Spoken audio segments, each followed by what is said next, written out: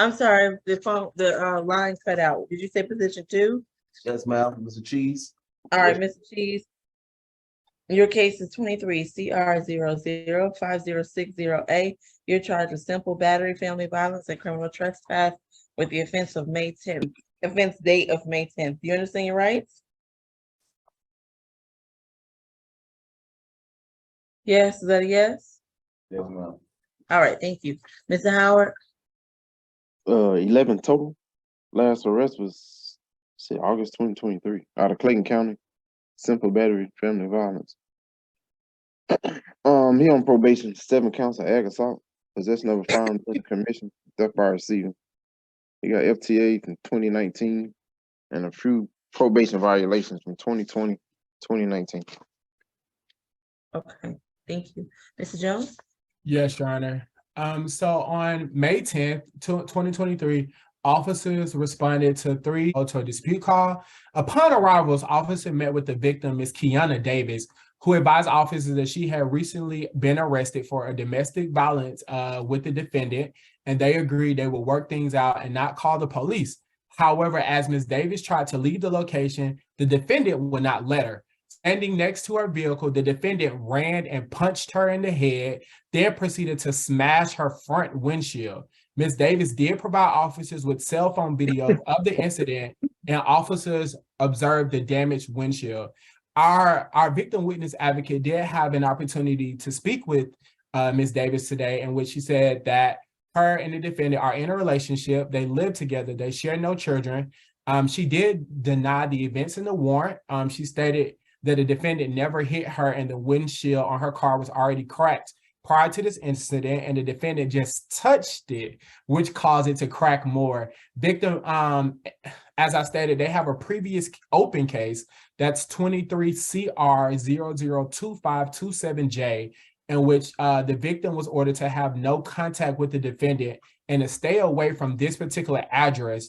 On April 25th of 2023, the victim stated that they have been living together since this incident. I did see her on the Zoom earlier. I'm not for sure if she's still on, but if the court can sound for her at the appropriate time. All right, Ms. Davis, are you present and wish to make a statement? Yes, I'm here. You need to turn on your camera, raise your right hand. Okay, Ms. Davis, can you lift the camera slightly so we can actually see you and not down your shirt? Thank you. All right. Do you swear and affirm the testimony you give today will be the truth to the best of your knowledge and under the penalty of perjury? Yes. All right. I am not sentencing Mr. Cheese today, so I'm not concerned with your rendition of the facts as you believe or if you disagree with what Mr. Jones said necessarily. What I'm most concerned with is whether you have fear of the defendant or if you wish to have contact with him. In light of those instructions, what would you like to tell me? I never stated that he punched me in my face. The video that they seen my phone go down. Wait a second. Again, what I'm most concerned with is if you have concerns for your safety. And I don't. Oh no, I didn't understand. I'm sorry. No, I don't have concerns. Okay. What else would you like to tell me? Again, you're under oath, and I don't want you to inadvertently say something that may get used against Mr. Cheese. So you can continue, but remember, anything you say, the state is listening. What would you like to tell me? I never stated that he punched me in my face. The video that I showed the phone go down. It didn't show him punching me in my face or not, but I told him that when he hit my window, he tapped my window, he cracked it, but it was already cracked from a rock hitting my window off a truck. But I did not state that he hit me at all. Okay. Thank you, Ms. Davis. I appreciate you coming to court making that statement. Yes, Mr. Jones. Can I ask the witness maybe just 3 questions really quick? If you really believe that is absolutely necessary, please go ahead very quickly. Yes, Your Honor. Ms. Davis, can you confirm that you and the defendant do indeed stay together? Yes, we do. All right. No further questions, Your Honor. Your Honor, based off of that, per the order that's in Judge Betson's courtroom, they are not allowed to have contact. The victim just confirmed that the court is very much aware. But go ahead, that they're in violation of that order. So the state's bond recommendation is going to be a $4,000 surety bond, no further contact with Ms. Davis, and to stay away from that particular address, 319 Road, unless the defendant can show that his name is on the lease and that he's the owner of that particular property. All right. Ms. Cook? Yes, Your Honor, thank you. Mr. Cheese is 24 years old. Most of his dad's family is from the area. He does have another address in which he can reside. That would be with his mom in Fulton County. His highest level of education is 11th grade, Your Honor. He is currently not employed, but previously he worked at landscaping and then other fast food restaurants.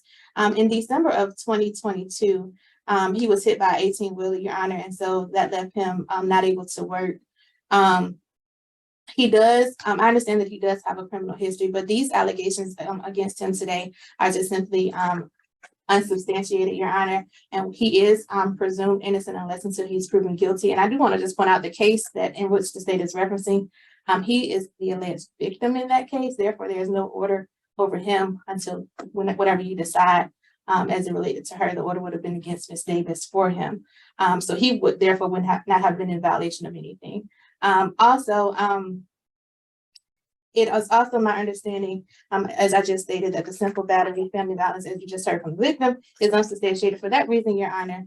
And he does not have a lot of money since he has not been working. He's receiving unemployment benefits. We would be asking for a signature on bond. Outside of that, Your Honor, we would be asking for a bond of no more than $1,000 surety.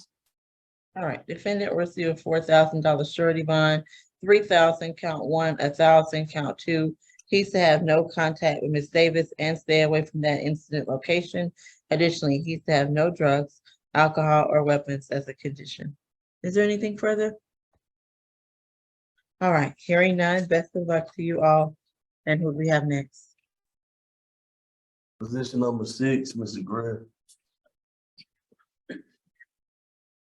All right, Mr. Greer, your case is 23 CR